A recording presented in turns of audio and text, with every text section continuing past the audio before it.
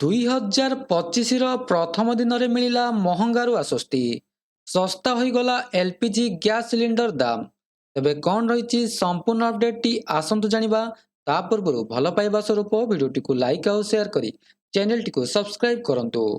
ନୂଆବର୍ଷ 2025ର ପ୍ରଥମ ଦିନ ଲୋକଙ୍କ ପାଇଁ ଖୁସି ଖବର ଆଣିଛି। ଏଲ୍‌ପିଜି ଗ୍ୟାସ୍ ସିଲିଣ୍ଡର ଭରିବା 1 ଜାନୁଆରୀ 2025ରୁ ଶସ୍ତା ହୋଇଯାଇଛି। ସରକାରୀ ତୈଳ କମ୍ପାନୀ ପ୍ରଥମ ତାରିଖରୁ ଏଲ୍‌ପିଜି ସିଲିଣ୍ଡର ଦରରେ 14 ଟଙ୍କା 50 ପଇସା ହ୍ରାସ କରିଛି।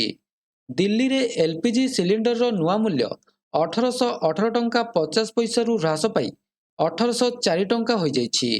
ଅଏଲ୍ ମାର୍କେଟିଂ କମ୍ପାନୀଗୁଡ଼ିକ ପ୍ରତି ମାସର ପ୍ରଥମ ଦିନରେ ଏଲ୍‌ପିଜି ସିଲିଣ୍ଡରର ଦାମ ସଂଶୋଧନ କରାଯାଇ ନୂଆ ଦରର ଘୋଷଣା କରାଯାଇଥାଏ।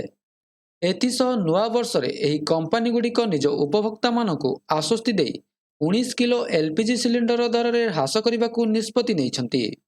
1 ଜାନୁଆରୀ 2025ରେ ଦିଲ୍ଲୀରେ 19 କିଲୋ ଏଲ୍‌ପିଜି ସିଲିଣ୍ଡର ଭରିବା ବର୍ତ୍ତମାନ 1804 ଟଙ୍କା ଦେବାକୁ ପଡ଼ିବ, ଯାହା ପ୍ରଥମେ 1818 ଟଙ୍କା 50 ପଇସା ଦେବାକୁ ପଡ଼ୁଥିଲା। କୋଲକାତାରେ ଏହି ଦର ହ୍ରାସ ପାଇ 1911 ଟଙ୍କା ହୋଇଯାଇଛି। ଏହା ପୂର୍ବରୁ 1927 ଟଙ୍କା ଦେବାକୁ ପଡ଼ୁଥିଲା। ସେହିପରି ମୁମ୍ବାଇରେ ଏହି ମୂଲ୍ୟ 1756 ଟଙ୍କା ହୋଇଯାଇଛି, ଯାହା ପୂର୍ବରୁ 1771 ଟଙ୍କା ଥିଲା। ବର୍ତ୍ତମାନ ଚେନ୍ନାଇରେ 1980 ଟଙ୍କା 50 ପଇସାରୁ ହ୍ରାସ ପାଇ 1966 ଟଙ୍କା ହୋଇଯାଇଛି।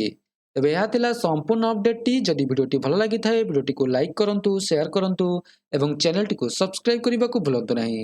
ଧନ୍ୟବାଦ।